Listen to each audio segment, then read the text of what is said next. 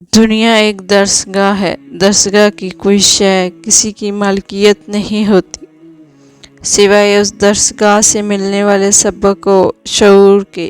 یہ آپ کا اپنا ہوتا ہے۔ غلطی وہی کرتا ہے جو محنت کرتا ہے۔ نکموں کی زندگی تو دوسروں کی غلطیاں تلاش کرنے میں گزر جاتی ہے۔ عورت کی میت کو نامحرم نہیں دیکھ سکتا تو زندہ عورت کس جواز کے تحت اپنی نمائش کرتی پھرتی ہے؟ بات کڑوی ضرور ہے مگر قابل غور ہے۔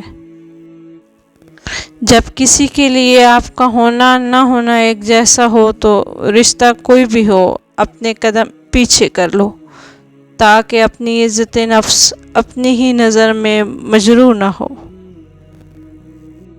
حیرت ہے ایسے شخص پر جو گرد و غبار کے ڈر سے گاڑی پر تو کور ڈالتا ہے مگر اللہ کے ڈر سے اپنی بیوی اور بیٹی کو پردہ نہیں کرواتا۔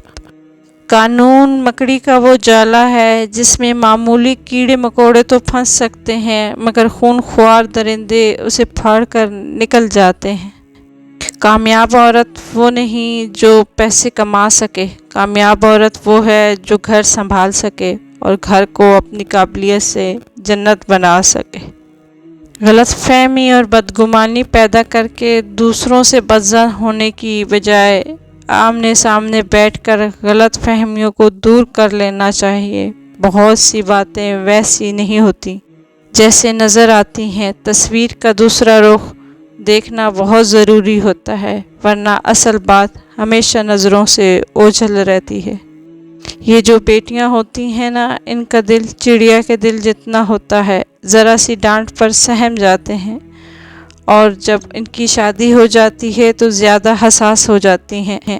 اگر سسرال میں انہیں شوہر کا پیار نہ ملے تو بچپن میں ملا ماں باپ کا لاڈ پیار یاد کرتی رہتی ہیں۔ اس لیے جب تک یہ آپ کے ساتھ ہیں ان کو خوب پیار دیں۔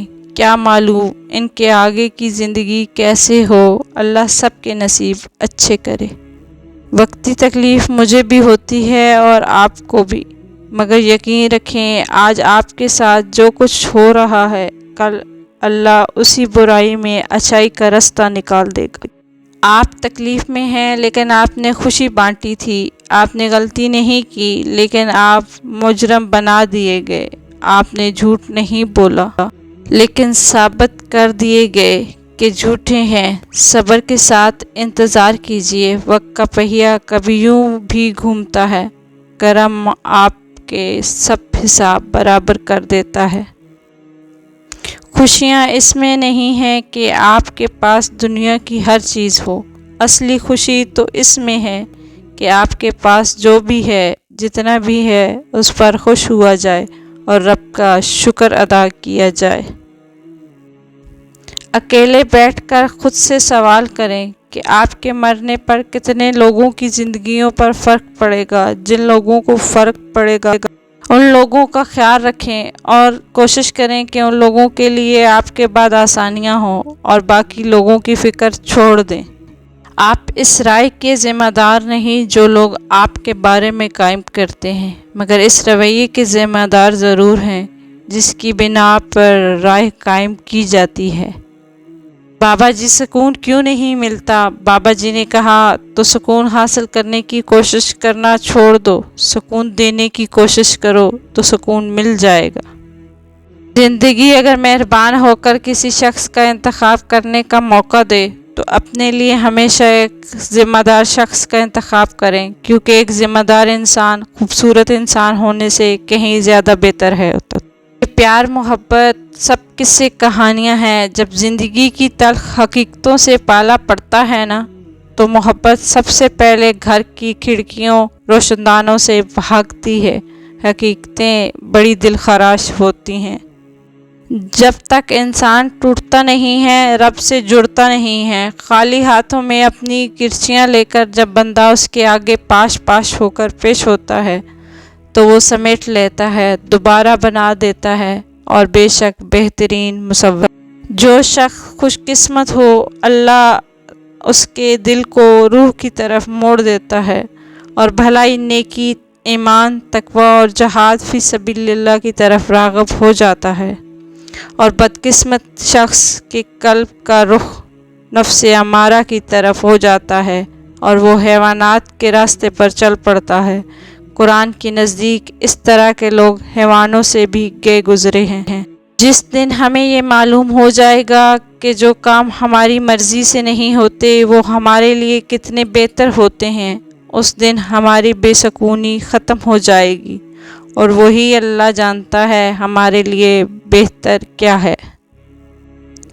اللہ کے دروازے پر جانے کے لیے کسی وجہ کی ضرورت نہیں ہوتی۔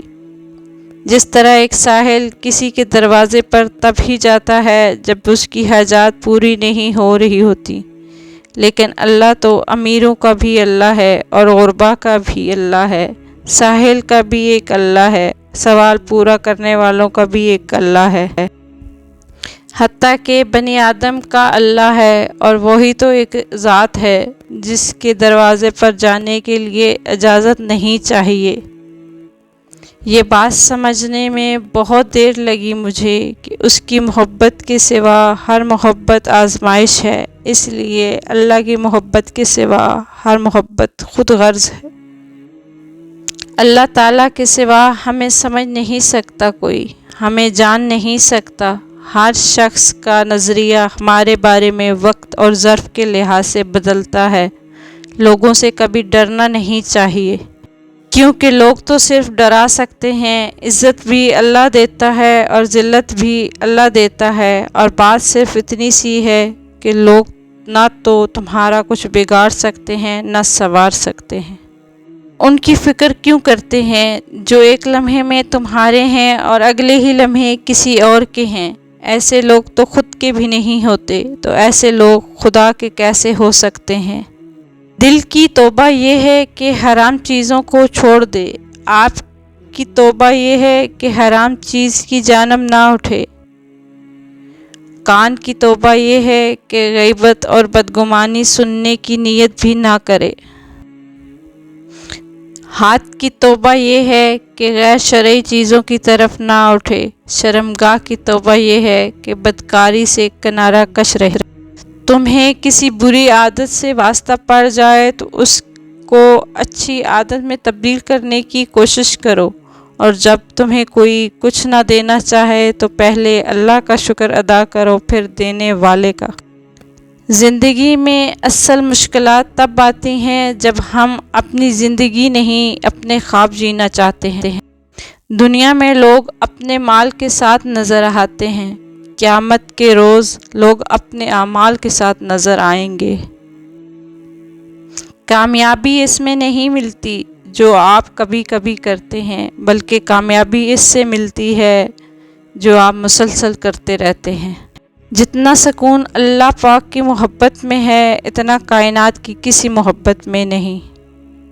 اگر آپ یہ سیکھ جائیں کہ کیا اور کیسے نظر انداز کرنا ہے تو آپ کی زندگی خوبصورت بن جائے گی۔